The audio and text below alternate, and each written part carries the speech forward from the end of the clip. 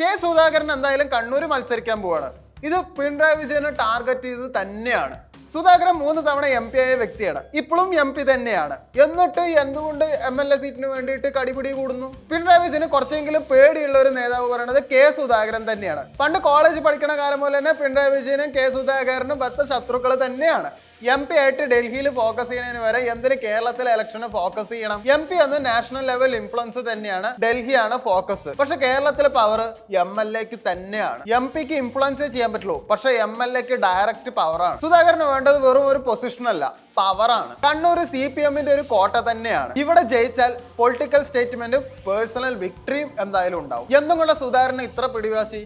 ഇവിടെ സീറ്റ് അല്ല വേണ്ടത്, അവിടെ ഇമേജ് ആണ് സുധാകരൻ നോക്കുന്നത്. കോൺഗ്രസിൽ ഇഷ്ടം പോലെ ലീഡേഴ്സ് ഉണ്ട്, എന്നിട്ടും അവര് ആരെയും ശരിക്കും പറഞ്ഞാൽ കോൺഗ്രസ്സുകാരെ കയറ്റുന്നില്ല. തലപ്പത്തുള്ള കുറച്ച് ആൾക്കാർ മാത്രമേ ഇപ്പോഴും കോൺഗ്രസ് ഭരിക്കുന്നത്. താഴെയുള്ള പുതിയ ആൾക്കാരെ കോൺഗ്രസിൽ ശരിക്കും പറഞ്ഞാൽ വരുന്നുമില്ല. അതുകൊണ്ട് കോൺഗ്രസിൽ എപ്പോഴും സീറ്റിന് വേണ്ടിയിട്ട് ആൾക്കാർ കടിപിടി കൂടിക്കൊണ്ടേയിരിക്കും. പക്ഷെ CPM-ൽ അങ്ങനെയല്ല.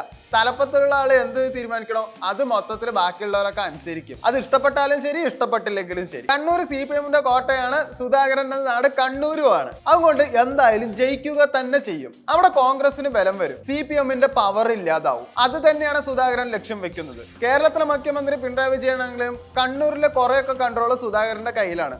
അതുകൊണ്ട് സുധാകരൻ ജയിക്കാൻ സാധ്യതയുണ്ട്. അതുകൊണ്ട് അവിടെ ജയിച്ച് MLA ആയാൽ ബാക്കിയുള്ള CPM പ്രവർത്തകരെല്ലാം സുധാകരൻ പറയണ ചിലപ്പോൾ അനുസരിക്കേണ്ടി വരും. സീറ്റിന് വേണ്ടിയിട്ടുള്ള ഒരു യുദ്ധമല്ല, ഈഗോ ബേസ്ഡ് ഉള്ള യുദ്ധം തന്നെയാണ്. ഇവിടെ ശരിക്കും പറഞ്ഞാൽ പിണറായി വെച്ച് സുധാകരൻ തന്നെയാണ് നടക്കുന്നത്. MP ആയിട്ടും വീണ്ടും ഇറങ്ങുന്നത് പവറിന് വേണ്ടിയിട്ട് തന്നെയാണ്, ചരിത്രത്തിൽ ഒരു ഇടം കിട്ടാൻ വേണ്ടിയിട്ട് തന്നെയാണ്.